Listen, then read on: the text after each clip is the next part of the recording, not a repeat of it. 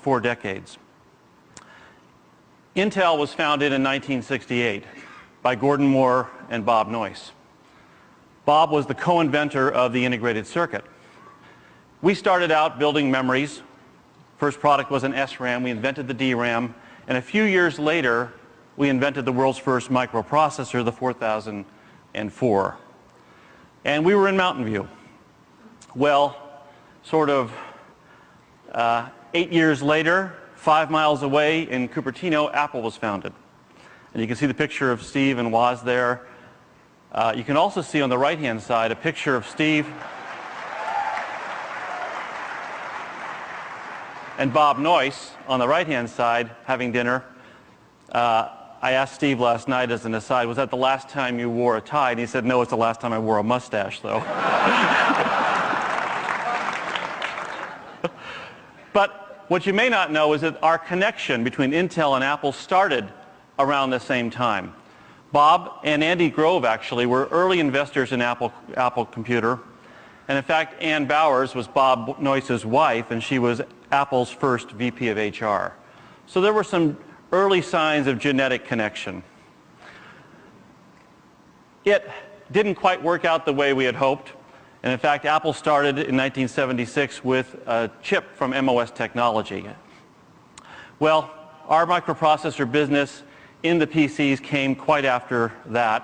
In 1981, IBM chose the 8088 to go in their first PC. And things went along for quite some time. And as Steve has pointed out, in 1993, 2 events happened. Well, Apple switched from the 68K to the PowerPC, and Intel launched the Pentium processor and started ramping it in earnest.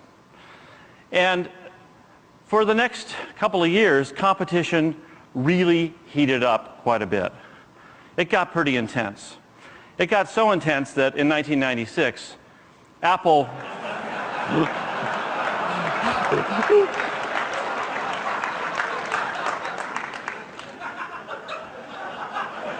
they set fire to our bunny person.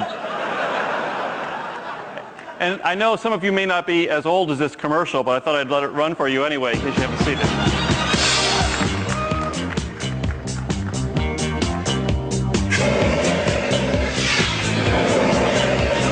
Apple Computer would like to apologize for toasting the Pentium II processor in public. But the fact remains, the chip inside every new Power Macintosh G3 is up to twice as fast.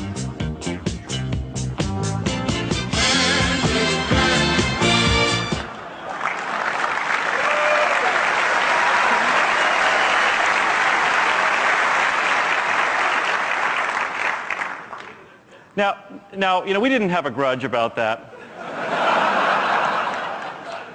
We just thought it was a not so subtle message that Apple thought our processors were too hot and they wanted us to run a lot cooler. Well, by the time it got to 2005, in fact, the processors are running a lot cooler, and we are so happy that the world's most innovative computer company and the world's most innovative chip company have finally teamed up.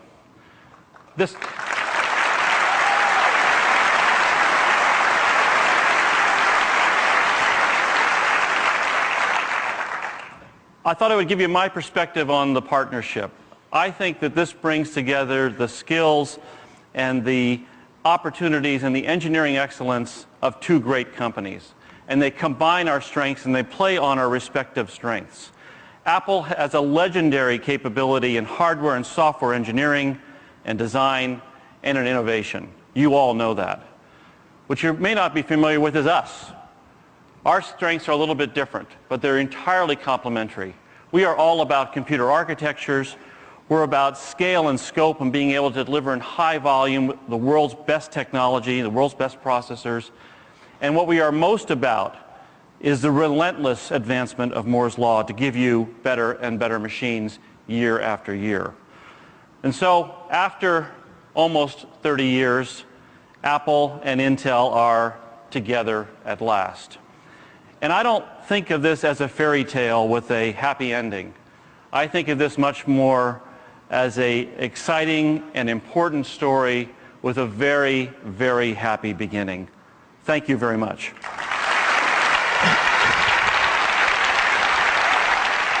Thanks, Paul. That was great. Woo.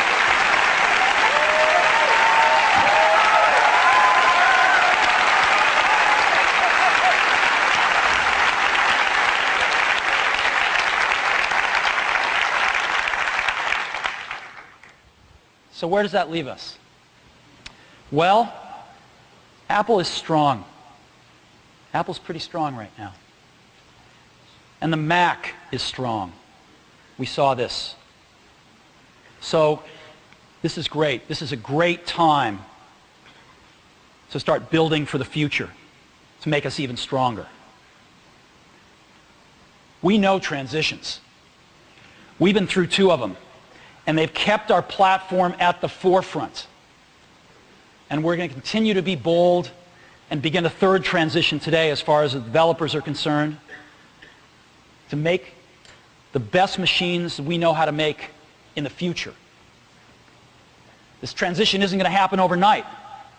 Again, we're making awesome machines right now. We got a lot of great PowerPC products in the pipeline, but we are also working to design some Intel-based Macs, and when we're here next year, we plan to have them in the marketplace. And there will be a transition over the next 2 years. We're getting ready. We've done a lot of work, as you've seen today. OS X is running fantastic on Intel processors. Xcode 2.1 in your hands today. Rosetta for our customers, for those apps that are not universal on day one. We've already made a big investment in this, and we're fairly far along. It's time for you to get ready too now. And what do you have to do to get ready? One thing. Create universal binaries of your apps. We've got a lot of stuff going on at the conference to help you today. Over 90 of the 95 presentations that we've got here today include content about universal versions. 100 developer systems in 7 labs, and the labs are open every night till at least 9 o'clock. I think tomorrow night they're open till midnight. So go see if you can beat Teo and his team on Mathematica. 500 Apple engineers on site. So if you brought your source code, go for it. And when we meet again here next year, we will have Macs with Intel processors entering the market. I suspect a lot of you will be shipping universal binaries. And we will be very excited to keep pushing the frontiers and tell you about Leopard when we meet again here next year. Because more than even the processor, more than even the hardware innovations that we bring to the market, the soul of a Mac is its operating system, and we're not standing still.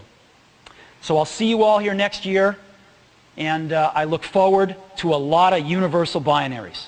Thank you very much.